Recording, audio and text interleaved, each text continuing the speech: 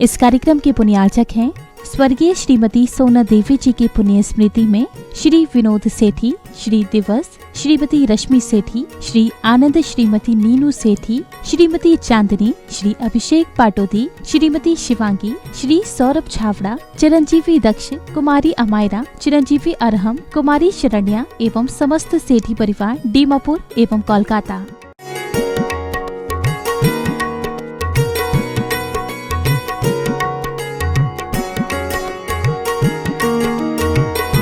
सोनागिरी सिद्ध क्षेत्र परम पावन शांत क्षेत्र है। शांत क्षेत्र पर संघ का मंगलमय वर्षा योग चल रहा है, जहाँ से 5.5 करोड़ मुनिराजों ने अपने जीवन में संयम की साधना, तपश्चरण की साधना, ध्यान की साधना करके नंग अनंग मुनिराजों के साथ निर्वाण धाम को प्राप्त किया। जहाँ इस क्षेत्र पर हमारे आचार्य भगवंतों की श्रृंखला में शुभ चंद्र नाम के आचार्य हुए, जिन्होंने इसी सिद्ध क्षेत्र पर बैठकर के ज्ञानार्णव ग्रंथ यहाँ पर लिखा है। ध्यान का सबसे सुंदरतम ग्रंथ ज्ञानार्णव मिलता है। और भी ग्रंथ हैं। शुभ चंद्र आचार्य देव ने प्रारंभिक मंगलाचरण में जिन शासन की महिमा का बखान किया है, कैसा है जिन शासन? प्रशांतमति गंभीरम विश्वविद्याकुलालयम भव्येक शरणम जियात श्रीमत् सर्वज्ञ शासनम। जिनेंद्र भगवान का शासन प्रशांत, यहाँ पर किसी भी प्रकार का कोई प्राणी अशांत नहीं हो सकता। अशांत प्राणी इस शासन को प्राप्त करके अपने जीवन में शांत हो जाता है। जो व्यक्ति शांत होता है, उस शांत व्यक्ति को देख करके सामने वाला प्राणी भी शांत भाव को प्राप्त हो जाता है। जिस प्रकार से सिंह आदि के सामने आ जाने पर भी उन दिव्य पुरुषों को देख करके, महापुरुषों को देख करके शांत भाव को प्राप्त हो जाया करते हैं, ऐसे ही जिनेंद्र भगवान का शासन प्रशांत है। जहाँ शासन की प्रशांतता को देख करके व्यक्ति अपने आप शांत हो जाया करता है। जहाँ कमट का जीव 10 भाव से निरंतर पार्श्वनाथ के साथ में वेर बांधते चला आ रहा था और पार्श्वनाथ की आत्मा ने अपना कोई प्रति उत्तर नहीं दिया, शांत भाव से सब कुछ सहन कर लिया और अंत में केवल ज्ञान को प्राप्त कर लिया।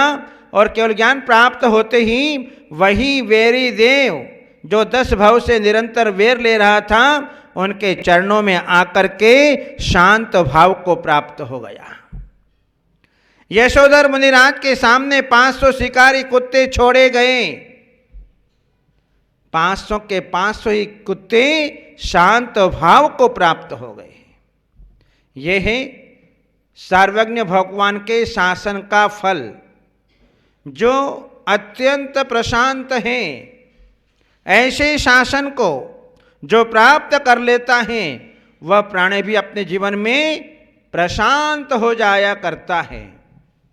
और अति गंभीरम, जो अत्यंत गंभीरता से युक्त है। जिनेंद्र भगवान का शासन, सर्वज्ञ भगवान का शासन, तीर्थंकर भगवंतों का शासन अत्यंत गंभीर है, गहन है, उसका कोई पार नहीं पा सकता है। ऐसा यह अत्यंत गंभीर गहन है, हर कोई इसको समझ नहीं सकता है। केवल मात्र योगी जन ही, साधु संत ही, सम्यक दृष्टि ही अपने जीवन में जिनेंद्र भगवान के शासन को समझ सकता है कि जिनेंद्र भगवान का शासन कितना गंभीर है, जिसमें उच्छृंखलता जरा भी नहीं दिखाई देती है। अन्य शासनों में तो उच्छृंखलता, स्वच्छंदता दिखाई देती है, लेकिन सर्वज्ञ भगवान के शासन में किसी प्रकार की कोई उच्छृंखलता, कोई स्वच्छंदता यहाँ पर जो है नहीं दिखाई देती है, इसलिए गंभीर है। विश्वविद्याकुलालयम, ये सर्वज्ञ भगवान का शासन संपूर्ण विद्याओं का कुल भवन है। आज वर्तमान में हमें जितनी विद्याएं दिखाई दे रही हैं, ये सब सर्वज्ञ भगवान के द्वारा बतलाई गई विद्या हैं। आज आपके पास में भौतिक पदार्थ हैं, भौतिक विद्या हैं, रिद्ध्या वैभव वगैरह हैं, ये सब सर्वज्ञ भगवान के शासन में बतलाई गई है। कोई विद्या बाकी नहीं है, चाहे आपका टीवी हो, चाहे आपका मोबाइल हो, चाहे आपका कंप्यूटर हो, चाहे आपका रॉकेट हो, चाहे आपका और कोई साधन हो, ये सब जो है इस सर्वज्ञ शासन के संपूर्ण विद्याओं का कुल भवन है। संसार में जितनी विद्याएं चल रही हैं, ये सब सर्वज्ञ भगवान के शासन से निकली हुई विद्याएं हैं, इसलिए कुल भवन कहा गया है। और भव्येक शरणम, भव्य जीवों के लिए अद्वितीय शरण है। ऐसा श्रीमत् सर्वज्ञ शासनम जियात, ऐसा लक्ष्मी से युक्त सर्वज्ञ भगवान का शासन जयवंत रहे। ये शासन परिग्रह से रहित हैं, निर्मल हैं, पवित्र हैं और यथार्थ जैन शासन मोक्ष मार्ग है। जहाँ ये जिन शासन हमें मिला है, पुण्य के उदय से मिला है, और हम अपने आप को सौभाग्यशाली मानते हैं। इस जिन शासन रूपी कल्प वृक्ष के अनेक अनेक सुंदर सुंदर फल हमें देखने को मिलते हैं। आपके भौतिक फल तो वनस्पति काय के वृक्ष पर लगते हुए दिखाई देते हैं, लेकिन जिन शासन रूपी कल्प वृक्ष के ऐसे ऐसे फल हैं कि जिन फलों का सेवन करने पर जीवन में कभी रोग नहीं आता, जो कभी सड़ते गलते नहीं हैं,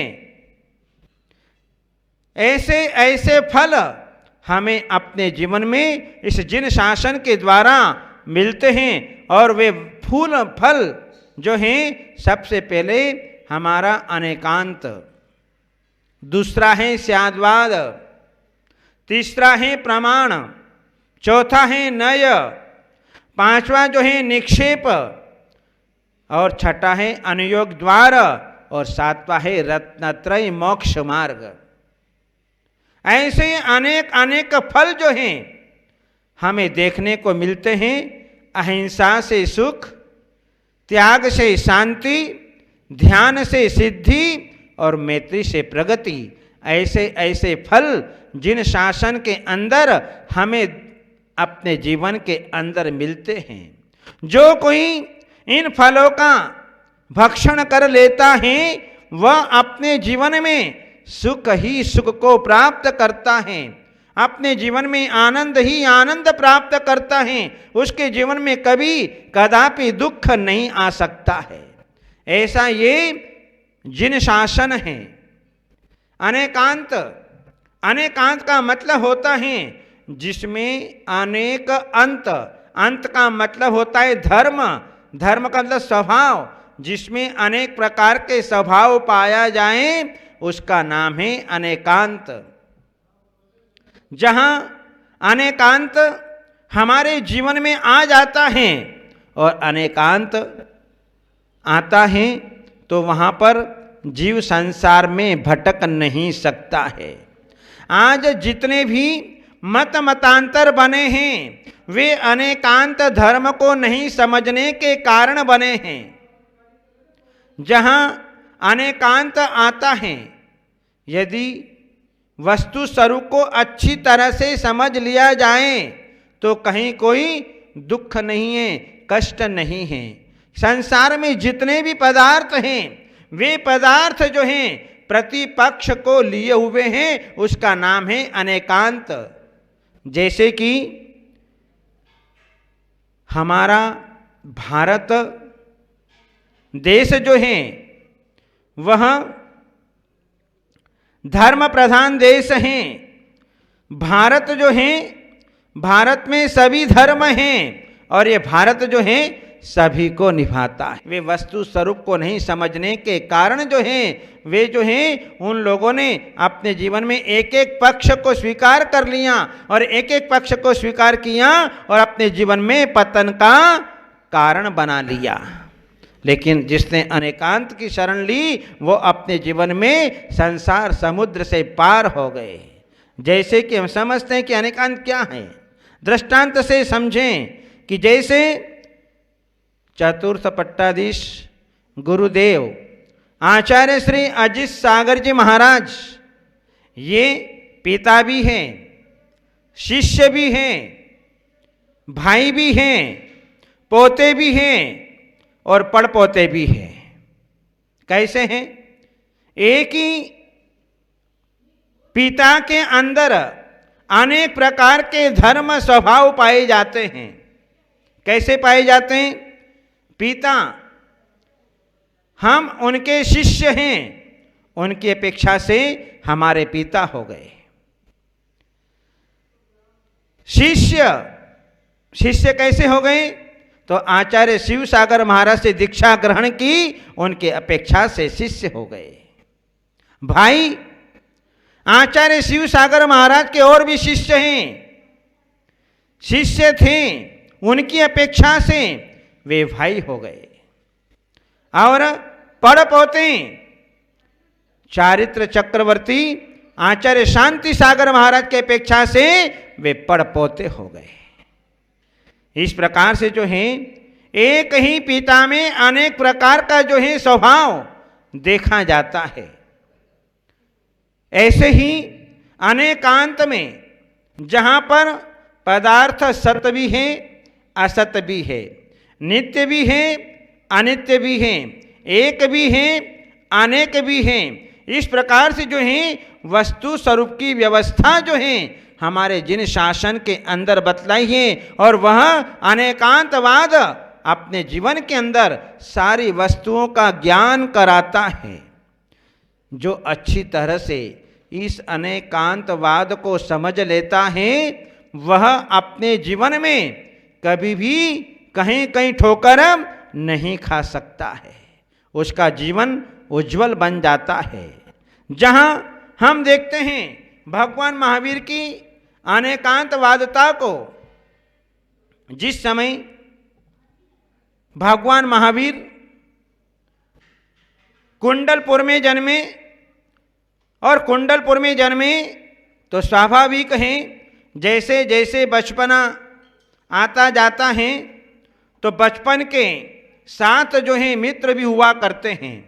यद्यपि तीर्थंकर भगवान महावीर तीर्थंकर थे, लेकिन वे सामान्य बालकों के साथ में मित्रता नहीं करते, सामान्य बालकों के साथ में नहीं खेलते। एक दिन जो है भगवान महावीर अपने राजभवन में बैठे हुए थे और जो है बहुत सारे मित्र भगवान महावीर से खेलने के लिए उनके पास गए। लेकिन नीचे राजभवन में माता बैठी थी, त्रिशला माता बैठी थी। तो मित्रों ने कहा कि मां महावीर कहाँ हैं? तो त्रिशला माता ने कहा कि महावीर ऊपर है। सारे मित्र ऊपर चले गए। ऊपर जाकर के देखा तो राजभवन के ऊपरी तल में जो हैं सिद्धार्थ बैठे हुए, पिताजी बैठे हुए थे। पिताजी से पूछा कि महावीर कहाँ हैं? बोले कि नीचे बैठा है। वो वापिस माँ के पास में आ जाते थे। माँ से पूछते महावीर कहाँ हैं? तो माँ कहती महावीर ऊपर है। ऊपर चले जाते तो ऊपर राजा सिद्धार्थ मिलते। बोले महावीर कहाँ हैं? बोले महावीर नीचे हैं। इस प्रकार से कई बार ऊपर नीचे करते रहते थे, लेकिन महावीर नहीं मिल पाए।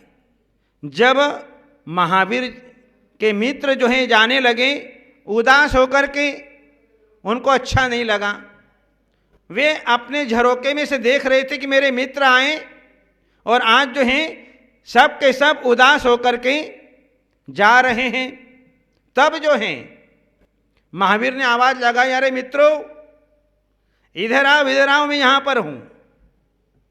जैसे ही महावीर की आवाज आई, सारे मित्र वापिस जो हैं वहां पर पहुंचे और कहा, हमने जो है माता त्रिशला से पूछा तो मां ने कहा कि महावीर तो ऊपर हैं। तो ऊपर गए तो ऊपर तो पिता बैठे हुए थे। पिता से पूछा तो बोले महावीर नीचे हैं। नीचे गए तो माता से पूछा कि महावीर ऊपर हैं। इसलिए हमने सोचा आज तो हमारा दिन बेकार गया। लेकिन महावीर ने कहा कि माता भी ठीक है और पिताजी भी ठीक है। बोले कैसे? ऐसे कैसे हो सकता है कि माता भी ठीक है और पिता भी ठीक है? दो में से एक तो गलत होगा, या तो माता ठीक या पिता ठीक, लेकिन दोनों सही कैसे हो सकते हैं? जब महावीर ने उनके प्रश्नों का समाधान किया कि देखो, माँ ने क्या कहा था कि महावीर कहाँ हैं? तो माँ ने कहा था कि महावीर ऊपर है। तो आप लोग क्या करते थे? सीधे ऊपर पहुंच जाते थे और पिता के पास जाते थे तो उनसे पूछते थे महावीर कहाँ हैं? तो नीचे हैं। तो माता की अपेक्षा से मैं भी ऊपर था और पिता की अपेक्षा से नीचे था, मतलब मैं बीच के खंड में वहाँ पर जो है मैं बैठा था।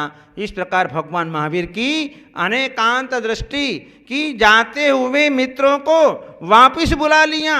इसी प्रकार से जो है अनेकांतवाद जो है वह कभी भी किसी को उदास नहीं देख सकता है। वह जो है दोनों प्रकार के पदार्थों का कथन करता है।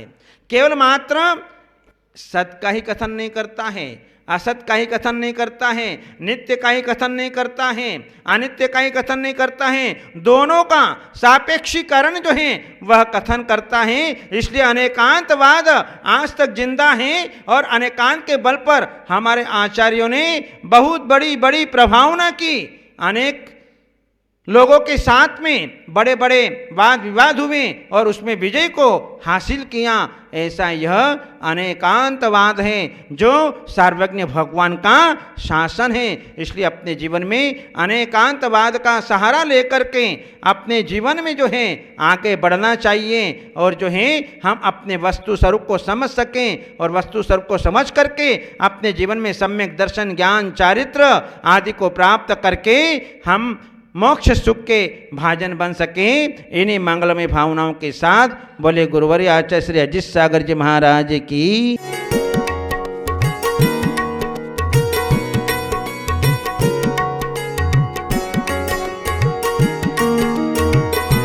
इस कार्यक्रम के पुण्यार्चक थे स्वर्गीय श्रीमती सोना देवी जी की पुण्य स्मृति में श्री विनोद सेठी, श्री दिवस, श्रीमती रश्मि सेठी, श्री आनंद, श्रीमती नीनू सेठी, श्रीमती चांदनी, श्री अभिषेक पाटोदी, श्रीमती शिवांगी, श्री सौरभ छावड़ा, चिरंजीवी दक्ष, कुमारी अमायरा, चिरंजीवी अरहम, कुमारी शरण्या एवं समस्त सेठी परिवार डीमापुर एवं कोलकाता